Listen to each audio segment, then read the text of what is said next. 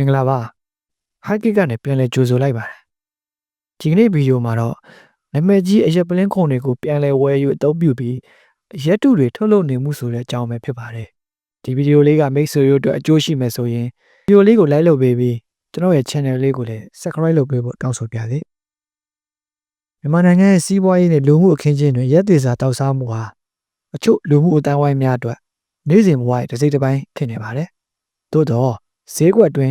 ်ရက်တုထုတ်လုပ်မှုသည်ကျန်းမာရေးအန္တရာယ်များနဲ့အတူစီးပွားရေးထိခိုက်မှုများကိုပါဖြစ်ပေါ်နေစေပါတယ်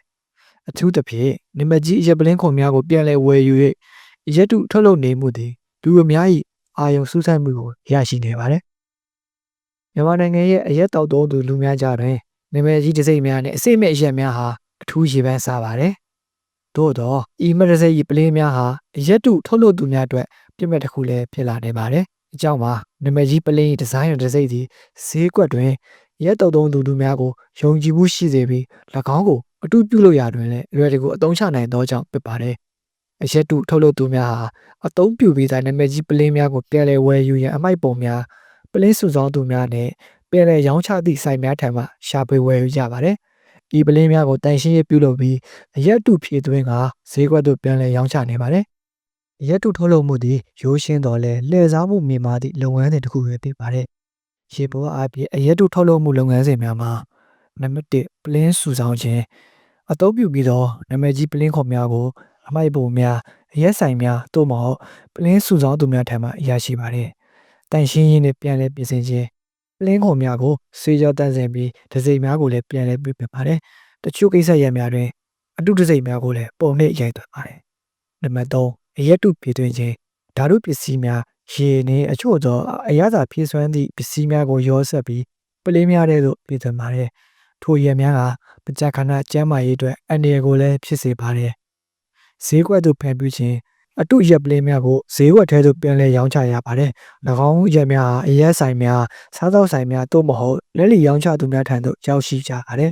။ထိုလုပ်ငန်းစဉ်သည်ပြင်ပကြီးစုမှုတွင်အရက်အစစ်နှင့်ခွဲခြားရန်ခက်ခဲစေရန်ဒီဇိုင်းထုတ်လုပ်ထားပြီးသို့သောအရက်အတု၏အရသာနှင့်အနံ့သည်အရက်အစစ်နှင့်ကွဲပြားမှုလုံးဝရှိပြီးတောက်သုံးသူများက၎င်းကိုခွဲပေါက်တောက်သုံးချိန်မှသာသိရှိနိုင်ပါတယ်။ရက်တုထုတ်လုပ်မှုသည်ကျန်းမာရေးနှင့်စီးပွားရေးပေါ်ဆိုးကျိုးများစွာရှိပါတယ်။နံပါတ်1ကျန်းမာရေးအန္တရာယ်အရက်တုများတွင်မကြာခဏမတန့်ရှင်းသောဓာတုပစ္စည်းများမတန့်ရှင်းသောရေတုပ်မဟုတ်အန္တရာယ်ရှိသောအရာများပါဝင်ပါတယ်။၎င်းတို့ကိုတောက်သုံးမိပါကအစိတ်သိမ့်ခြင်းအသေးပျက်စီးခြင်းနဲ့ဆိုးဝါးပါကသေဆုံးခြင်းအထိကိုဝယ်စေပါတယ်။နံပါတ်2စီးပွားရေးထိခိုက်မှုအရက်အစစ်ထုတ်လုပ်သည့်ကုမ္ပဏီများအတွက်အရက်တုများသည်စီးပွားရေးဆုံးရှုံးမှုကိုပေါ်စေပြီးထို့ပြင်စားသုံးသူများ၏ယုံကြည်မှုကိုလည်းထိခိုက်စေပါတယ်။နံပါတ်3လူမှုရေးပြဿနာများရက်တုများသည်လူမှုအတိုင်းဝိုင်းအတွင်းမရိုးသားမှုနှင့်ရာဇဝတ်မှုများကိုအားပေးသည့်သဘောရှိပါတယ်။စားသုံးသူများအနေဖြင့်အရက်တုနှင့်စစ်ကိုအောက်ပါနေရက်များကိုကြည့်ရှုပြီးတာမန်အဖြစ်ခွဲခြားနိုင်ပါတယ်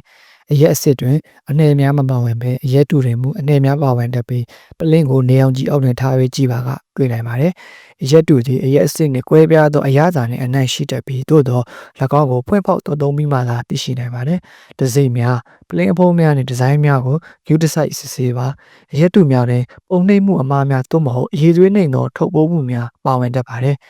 ယုံကြည်ရသောဆိုင်များသို့မဟုတ်တရားဝင်ဖြန့်ဖြူးသူများထံမှသာဝယ်ယူပါ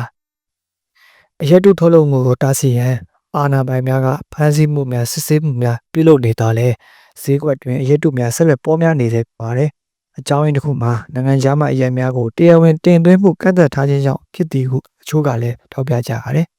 အစိုးရနေပြီးအရက်တုထုတ်လုပ်မှုကိုထိရောက်စွာတားဆီးနိုင်ရန်အောက်ပါချက်များကိုအကောင့်ထဲပေါ်ရန်လည်းလိုအပ်ပါတယ်တင်းကျပ်သောစီးမင်းများရက်တုထုတ်လုပ်မှုနှင့်ဖြန့်ဖြူးမှုတို့အိုတင်းကျပ်သောစီးမင်းများချမှတ်ရန်ပြည်သူလူထုဟာအသိပညာပေးရန်အရက်တုနှင့်၎င်း၏အန္တရာယ်များကြောင့်ပြည်သူလူထုဟာပညာပေးရန်တရားဝင်တင်သွင်းမှုနိုင်ငံခြားအရက်များကိုတရားဝင်တင်သွင်းမှုကိုခွင့်ပြုခြင်းဖြင့်အရက်တုထုတ်လုပ်မှုကိုလျှော့ချရန်တော့ပဲပါတယ်။နံပါတ်ကြီးရက်ပလင်းများကိုပြန်လည်ဝယ်ယူပြီးအရက်တုထုတ်လုပ်နေမှုသည်မြန်မာနိုင်ငံ၏ဈေးကွက်အတွင်းကြီးမားသောပြဿနာတစ်ခုဖြစ်နေပါတယ်။ကျန်းမာရေးစီးပွားရေးနှင့်လူမှုရေးရာအဆိုးကျိုးများစွာပေါ်စေပြီးစားသုံးသူများအနေဖြင့်တတိထားဝယ်ယူရန်အာဏာပိုင်များအနေဖြင့်အိုထိရောက်သောတားဆီးမှုများပြုလုပ်ရန်လိုအပ်နေပါတယ်။ဤပြဿနာကိုဖြေရှင်းနိုင်မှသာဈေးကွက်အတွင်းယုံကြည်မှုနှင့်ဘေးကင်းမှုကိုပြန်လည်တည်ဆောက်နိုင်မှာဖြစ်ပါတယ်။